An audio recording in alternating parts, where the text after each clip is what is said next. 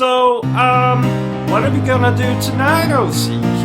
Well, the same thing we try to do every night, Bertram. Take over the world. I mean, YouTube. Take over YouTube.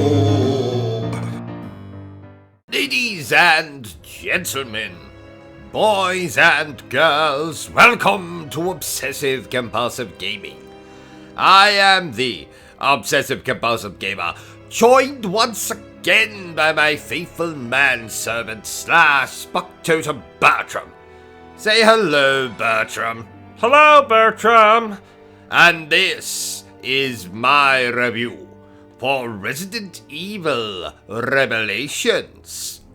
So my friends, Resident Evil Revelations, or as I like to call it, the one set on a ship, was released in... Wasn't Resident Evil Dead Aim set in a ship? Ah, yes, it was. Thank you for reminding me, Bertram. So, Resident Evil Revelations was released in... Also, wasn't Resident Evil Gaiden set on a ship too? You're just showing off now, Bertram. Shut up and eat your tomato. It's a tomato? No, it's going up your backside if you speak one more time. What was I saying? Oh yes, Resident Evil Revelations was released in 2012 for the Nintendo 3DS and in 2013 for consoles. So, story. This takes place before the events of Resident Evil 5, and when the game begins, we find ourselves playing as Jill Valentine, who spends most of the game with her outfit ever so slightly unzipped at the front, which is a good thing.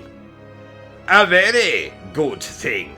In fact, most of the women in this game have more cleavage than personality. This too is a good thing. A very good thing.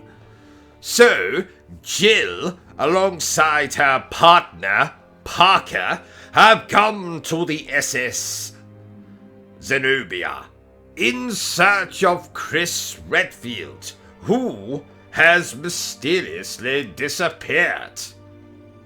Now, there's also a conspiracy subplot in the background that would be more at home in a Metal Gear Solid game than Resident Evil, and a new villain called Veltro, who has less screen time than a black man in a slasher movie, and has about as much importance. He does make for an impressive, albeit frustrating final boss, though. Can I just say, whoever invented teleportation for video game characters should be liquefied and turned into butter.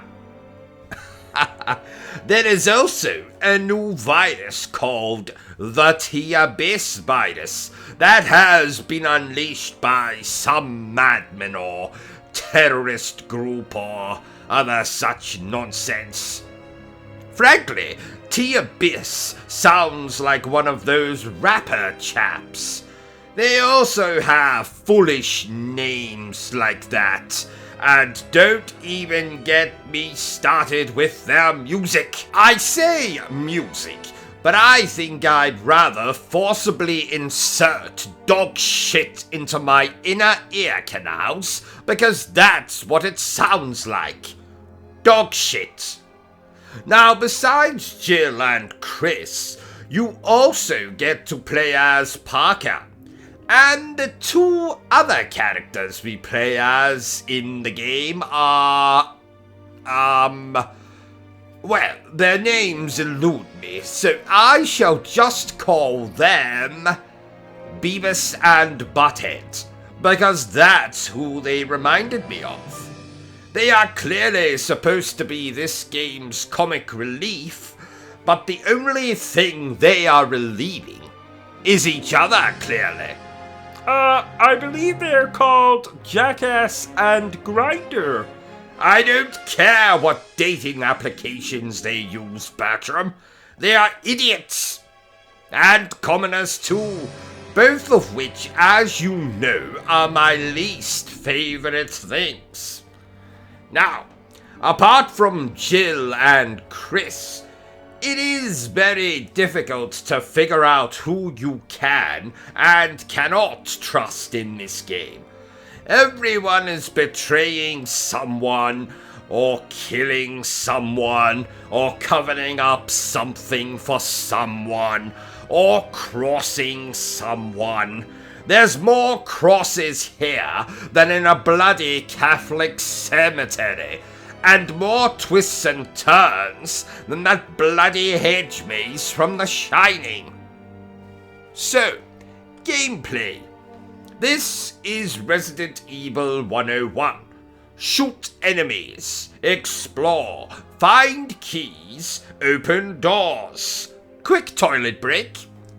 Then shoot more enemies, explore, find keys, etc., etc.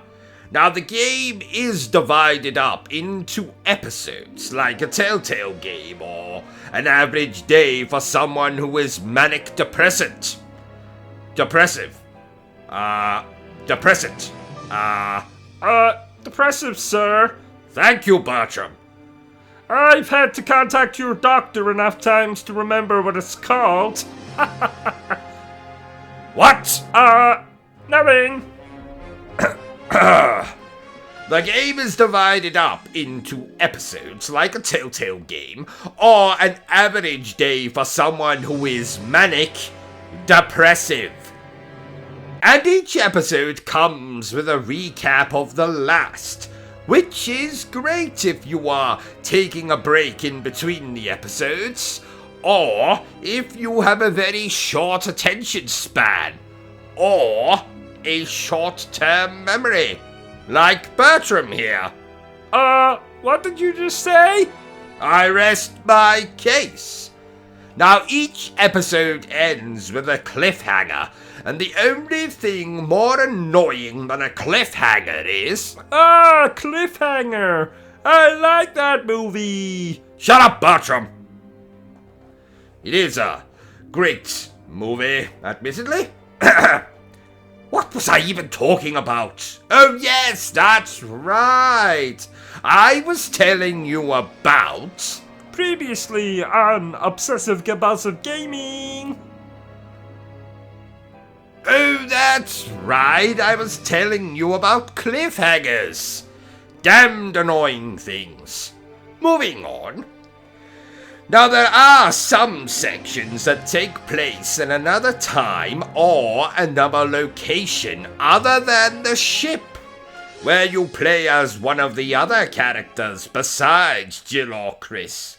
And these, unfortunately, are the weaker sections of the game, in my humble opinion. You are even forced to play as Beavis and Butthead, and that's as much fun as it sounds. Frankly, if I wanted to play with an idiot, I would masturbate Bertram or a member of his family. You said I was the only one. Shut up, Bertram. So, graphics. Now this, having originally been a game released for the Nintendo 3DS, is not the best looking Resident Evil game, but it most certainly is not the worst. No, that honor goes to Resident Evil Survivor, a game so ancient even Catherine Zeta-Jones would refuse to marry it. And yes, I am aware that game is dated, as is my joke. That was the point. So, overall, what do I think of Resident Evil Revelations? I'm so glad you asked, dear viewer. In my review for Revelations 2, I might have jumped the shark when I said that, Oh, you mud the shark? Shut up, Bertram! What was I even saying? You made me lose my place again, Bertram. Oh, yes. I might have jumped the shark when I said Revelations 2 was not as good as the original.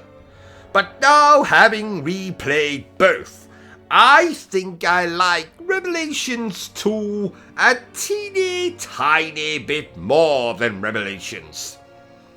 I do think moments in Revelations when we have to play through a flashback or as Beavis and Bloody Butthead really hurt the pacing.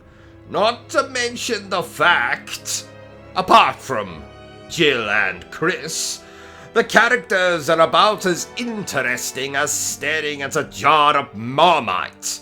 Something I have first-hand experience of. So I can attest to how dull it is. Why were you staring at a jar of Marmite? 'Twas for charity, Bertram. The longer you did it, the more money would go to your chosen charity. And, who was your chosen charity? Well, myself, of course. So, in conclusion, Resident Evil Revelations is still a good Resident Evil game. Therefore, I am going to give Resident Evil Revelations a 7 out of 10.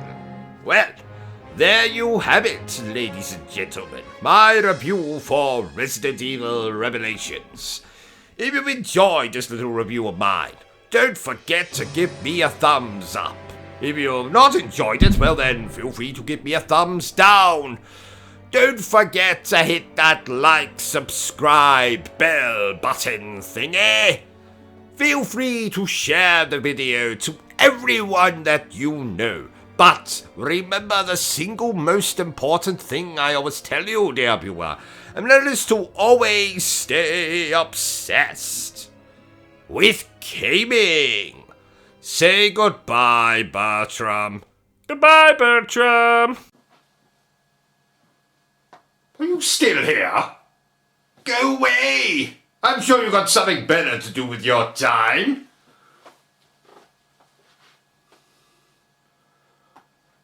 No, seriously. Piss off! Be gone! Au revoir! Auf Wiedersehen! Bye!